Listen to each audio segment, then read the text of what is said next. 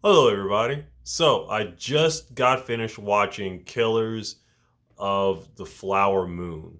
And I gotta say, yeah, yeah, worth your time.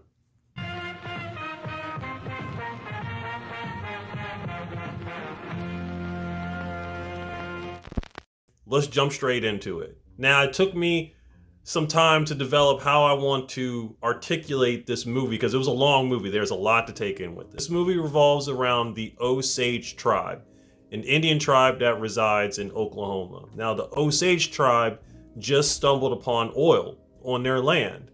So, big money's rolling in. And with big money, rolls in problems.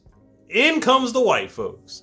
The white folks pretty much just kind of take over this land, help build everything and whatnot, and they're taking over at the most part. The people of the Osage tribe are getting killed off one by one, and nobody is investigating anything going on with these murders because everything's run by white people.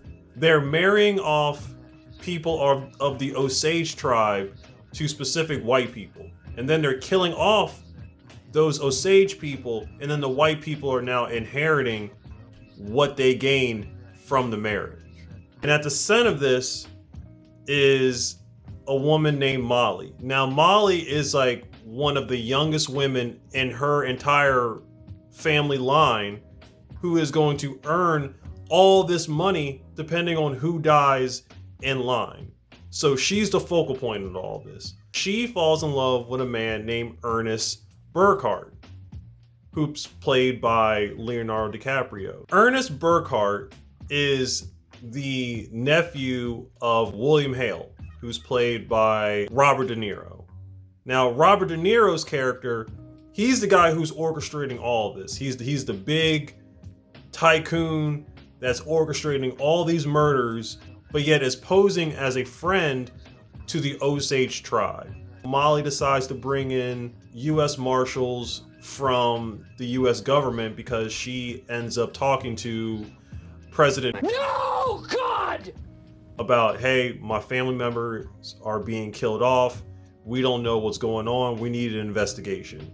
The only problem is that it's a runtime of about 3 hours and 20 minutes. So, I mean, if it's a slow burner, but it's well worth it. I mean, you have to build the backstory in order to get to the really great part, which is the interrogation when everything falls apart. So, what I liked about this movie was the actors. The actors were absolutely phenomenal. Lily Gladstone, who plays Molly in this movie, I have never seen her in anything. I believe this is probably her biggest role up to date. She's been in some movies in the past, but nothing that really stood out, or not big time movies.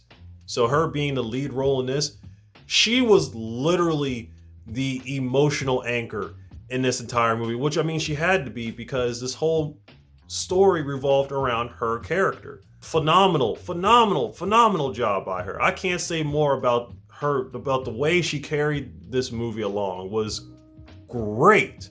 Leonardo DiCaprio. Has there even been a movie that Leonardo DiCaprio has been a part of that he has not killed? And Martin Scorsese, who directed the movie. I mean, come on, it's Martin Scorsese. Now, the one thing I will say about Martin Scorsese is that he actually took a chance on this movie because most of his movies were, I would define as street movies, like Raging Bull or Gangs of New York or The Departed. The only few movies that he did that weren't street movies were in some degree Shutter Island and The Wolf of Wall Street. So he really took a chance with this story and he absolutely killed it. It felt like he really tried to do something new.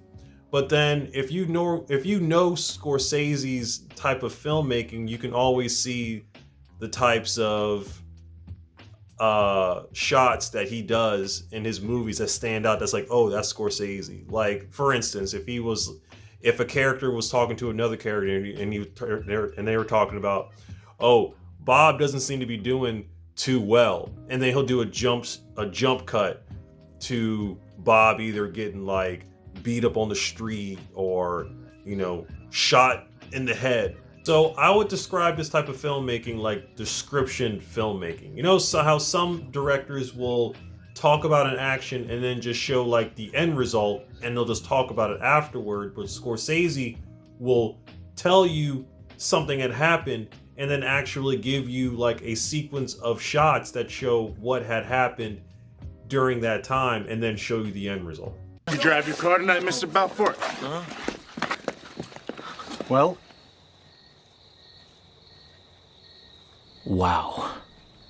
Maybe I hadn't made it home okay.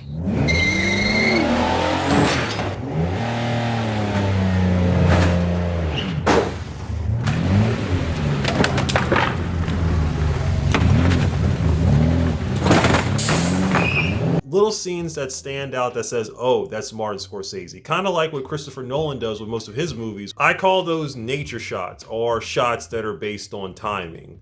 Like a sunset or sunrise.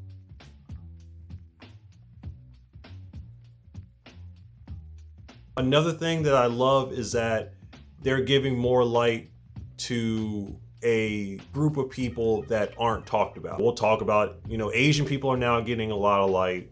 We make movies a lot on African Americans, but we don't talk about Native Americans a lot. Anytime you hear a story about a Native American, it's always about cowboys and Indians for the most part. So to see Native Americans in a more modern light, because they existed also, was also really great to see. And I gotta say with Leonardo DiCaprio, the fact that he's linked up with Martin Scorsese in more of his movies than any other really goes to show you that this is the guy who anything that Martin Scorsese does, DiCaprio's like, put me in. Kind of like what Cillian Murphy did with Christopher Nolan. I mean, he was in Dunkirk, he was in all three of the Dark Knight trilogies, and he was a lead role in Oppenheimer. I would give this movie, I want to say 8.5 out of 10, to be completely honest. I can't in confidence really give it a 9 or a 10.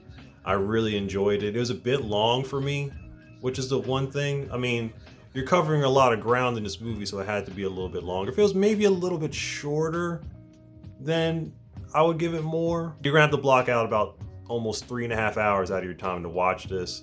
But just like Oppenheimer, it was well worth the wait. Great job.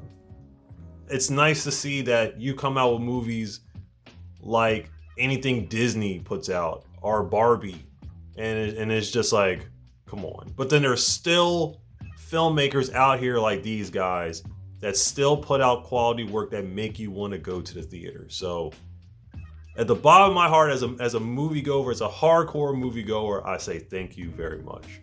So I hope you guys enjoyed this review, and I got a couple more coming up in the wing. So I will see you guys later. All right, later days. Peace.